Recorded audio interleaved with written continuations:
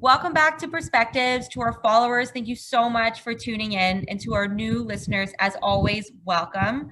On Perspectives, we discuss various human resources and industrial relations topics within the workplace from both a millennial and a boomer points of view. We discuss topics such as human rights and employment, the binding employment contracts, employee relations, terminations, risk management solutions, and so much more. So today we're going to dive into the residual effects of the pandemic as we approach the 1-year anniversary. The aftermath of any disaster leaves us to pick up the pieces, and the pandemic is no exception. Costs add up.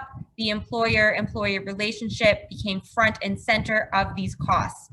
For this episode, we're going to change it up a bit, and I'm going to throw it over to our boomer, John, to discuss what these costs are and how to handle it, how to handle them effectively. So, John, take it away. Thanks, Joss. So the economy itself has done obviously a great deal of damage to most organizations. There's some that have prospered. It's the Amazons, the Walmarts of the world that have prospered. But for the most part, small businesses, mid-sized businesses have suffered. Hospitality, tourism suffered greatly. So every organization right now is trying to react. They have been trying to react already since last March. But there are three things that are happening right now that I think we should all be very cognizant of, because they are going to be profoundly impactful. We have shrinking revenues as a general rule for any organization. So we're into cash flow management, expense management as a general principle. But there's some costs that are looming and are going to come home to roost very, very shortly if they are not already there now. So first off, we have the issue around termination costs. So every province in this country has taken a position as it relates to the issue around temporary layoffs, or in the case of Ontario, a leave of absence. In each case, it's basically punted the issue around termination costs into the future. But the future is now. We're there. And for those who have had the relief of a collective agreement, even that is now problematic. Why? Because recall rights themselves normally are time-stamped. Essentially, they would say, you will be terminated, you lose your seniority after you've been laid off for 12 months, just as an example.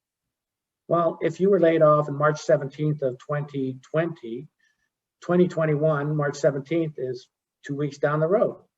What are you going to do? Your collective agreement says you either recall the person or they're terminated.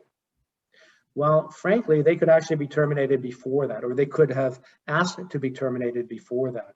The moment that the temporary layoff or the leave of absence expire is the time that the people, in fact, can execute their rights to be terminated. Now, they're going to lose their jobs, but the pressure it exerts on you, of course, is you have to pay the piper at that moment in time. So you don't want that to be an unplanned event. You want that to be very much to be a planned event. That is happening now. And everyone should very much have the best case, the worst case scenario on those termination costs based upon how they view their organization in the coming months, certainly during 2021. The second issue, which I've talked about before, and I talk with clients regularly about, is what I consider a bit of a sleeping issue, and that's vacations. So can you imagine this? 2019 is the year in which you earned your vacation to be taken in 2020. March of 2020 rolls around. You haven't taken your vacation. Not too many people take it in January, February, March. Most often people take it in the summer months or in the fall. They want to go hunting. So all of a sudden you've got all the 2019 vacation owing for that's to be taken in 2020 moved into the future into 2021. Because how many people actually took vacation in 2020? How many people who were sitting at home were commanded by their employer, you are now going to convert that time off at sitting at home into vacation sitting at home? I'm going to argue not too many did that. So we now have 2019 vacation, 2020 vacation, accruing in 2021 as well, all coming to roost in 2021. Have you accounted for that in your balance sheet? It's a liability item. Many organizations haven't done that. Why? Because they don't consider it an accrual. It's time off with pay. So even how you calculate vacation pay is going to impact dramatically on what your liability is. And what's important to understand is when people choose to essentially make the decision to leave your organization, they quit, that vacation pay is owing. That was held in trust. You must pay it. You have no choice but to pay that.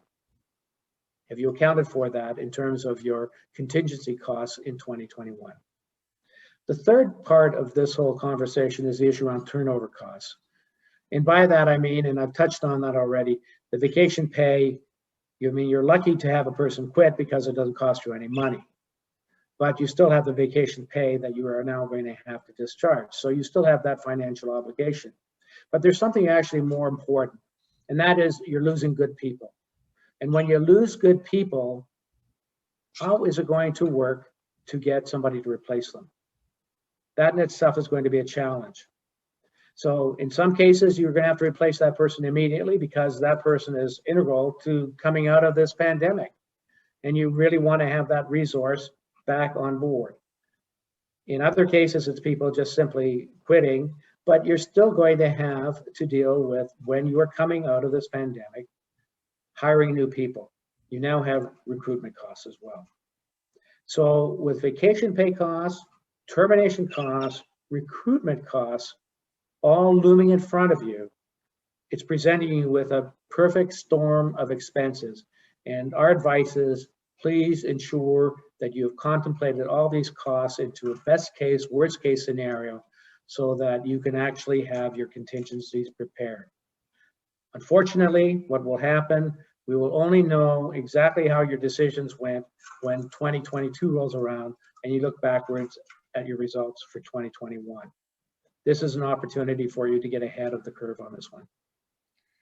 You know what, there's a fourth cost that I'd like to talk about or touch on as well, because when somebody quits, as John mentioned, you have to hire somebody and your hiring costs, but then you have to train that person. And training that person from home is a lot different than going into an office and going to somebody's desk and asking them what to do. So you have to also think about equipment for this person, how you're going to train them, how you're going to effectively train them to take over this position when you're not even there to do it.